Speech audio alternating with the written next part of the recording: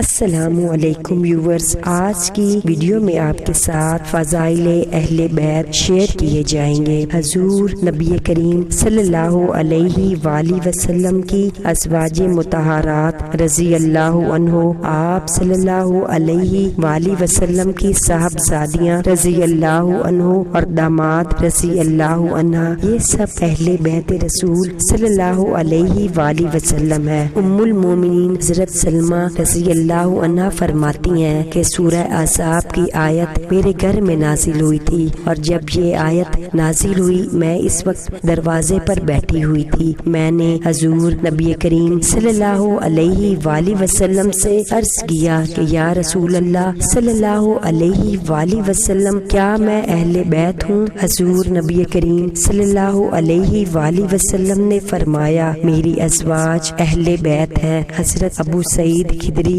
رضی اللہ عنہ سے مروی ہے کہ جب سورہ احزاب کی آیت نازل ہوئی تو حضور نبی کریم صلی اللہ علیہ وآلہ وسلم 40 روز تک فجر کے وقت مسلسل اپنی بیٹی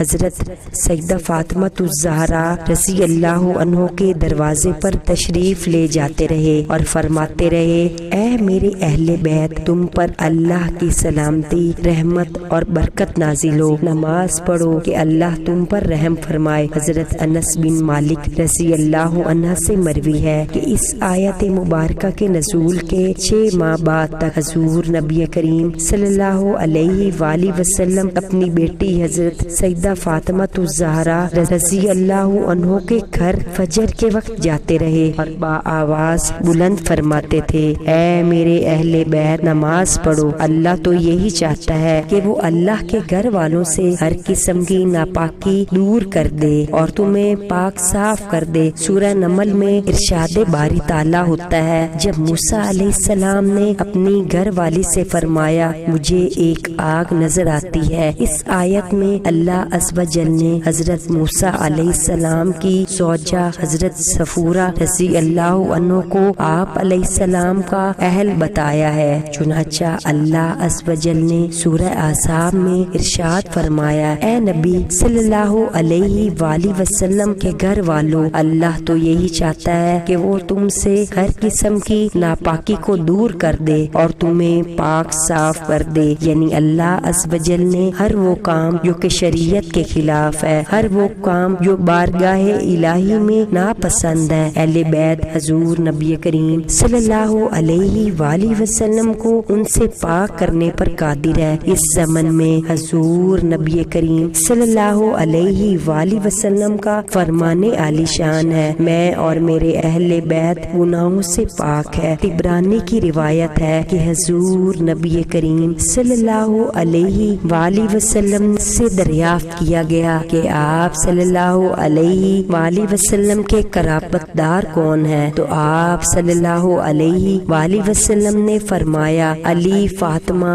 حسن اور حسین۔ روایات میں آتا ہے کہ حضور نبی کریم صلی اللہ علیہ وآلہ وسلم نے حضرت سیدنا علی المرتضی رضی اللہ عنہ، حضرت سیدہ فاطمہ الزہرا رضی اللہ عنہ، حضرت سیدنا امام حسن رضی اللہ عنہ اور حضرت سیدنا امام حسین رضی اللہ عنہ کو بلایا اور اللہ عز و جل کے حضور یوں گویا ہوئے، اے اللہ یہ میرے اہل بیت ہیں۔ حضرت جابر بن عبداللہ رضی اللہ عنہ سے روایت ہے کہ حضور نبی کریم صلی اللہ علیہ وآلہ وسلم نے حج الوداع کے موقع پر فرمایا، میں تمہارے لیے 2 چیزیں چھوڑے جا رہا ہوں، ایک اللہ کی کتاب اور دوسرا میرے اہل بیت۔ حضرت ابن عباس رضی اللہ عنہ سے مروی ہے کہ حضور نبی کریم صلی اللہ علیہ وآلہ وسلم نے فرمایا، اللہ عز و جل سے محبت کرو کہ وہ تمہیں تمام نعمتوں سے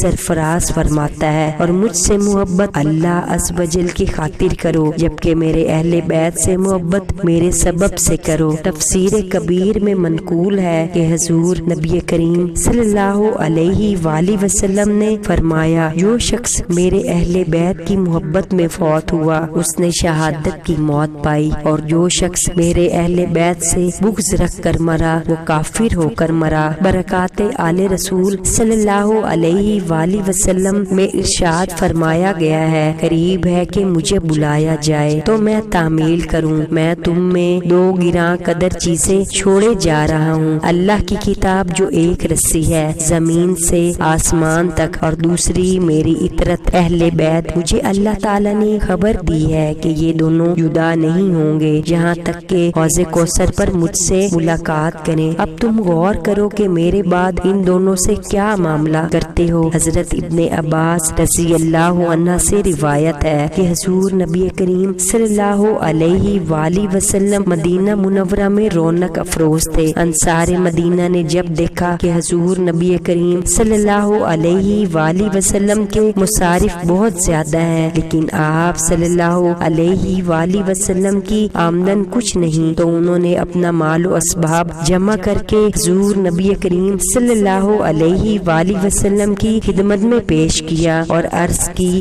آپ صلی اللہ علیہ وآلہ وسلم کی تبلیغی کاوشوں اور نظر کرم سے ہمیں ہدایت نصیب ہوئی۔ ہم دیکھتے ہیں کہ آپ صلی اللہ علیہ وآلہ وسلم کے اخراجات زیادہ ہیں لیکن آمدنی کچھ نہیں۔ آپ صلی اللہ علیہ وآلہ وسلم ہماری جانب سے یہ مال ہدیتاً قبول فرما لے۔ جس وقت انصار یہ بات کر رہے تھے اس وقت حضور نبی کریم صلی اللہ علیہ وآلہ وسلم پر سورۃ الشورى کی آیت ذیل نازل ہوئی، یا رسول اللہ صلی اللہ علیہ وآلہ وسلم فرما دیجئے کہ میں اس دعوت حق پر کوئی معاف نہیں مانگتا بجز اپنے قرابت داروں کی محبت کے۔ حضور نبی کریم صلی اللہ علیہ وآلہ وسلم کا فرمان عالی شان ہے، جس شخص نے نماز پڑھی اور اس نے مجھ پر اور میرے اہل بیت پر درود نہ پڑھا تو اس کی نماز قبول نہ ہوگی۔ سوائے کے محرکہ میں منقول ہے کہ حضور نبی کریم صلی اللہ علیہ وآلہ وسلم نے ارشاد فرمایا، مومن اور متقی شخص مجھ سے اور میرے اہل بیت سے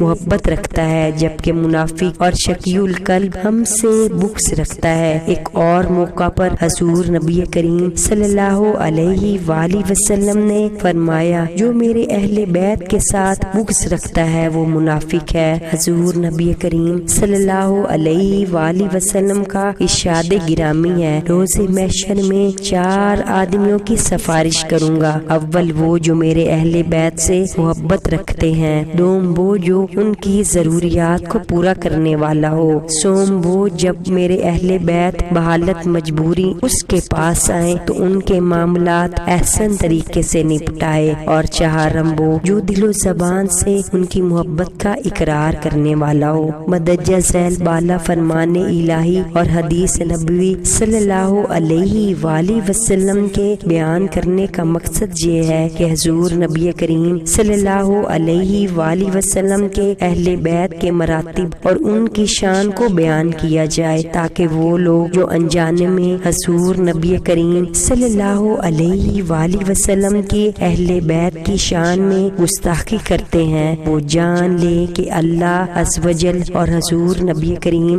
صلی اللہ علیہ وآلہ وسلم کے نزدیک ان کے اہل بیت کی کیا شان ہے۔ اہل بیت کون ہے، ان کی وضاحت ہم قرآنی آیات اور حدیث کی روشنی میں بیان کر چکے ہیں۔ حضور نبی کریم صلی اللہ علیہ وآلہ وسلم کے اہل بیت وہ لوگ ہیں جن پر صدقے کا مال حرام ہے۔ ان حضرات میں حضرت سیدنا علی المرتضی رضی اللہ عنہ، حضرت سیدنا عقیل رضی اللہ عنہ، حضرت سیدنا جعفر رضی اللہ عنہ، حضرت سیدنا عباس رضی اللہ عنہ اور ان کی اولاد شامل ہے۔ مجھے امید ہے کہ آج کی ویڈیو آپ کو پسند آئے گی۔ مجھے دعاؤں میں یاد رکھیے گا۔ اللہ حافظ۔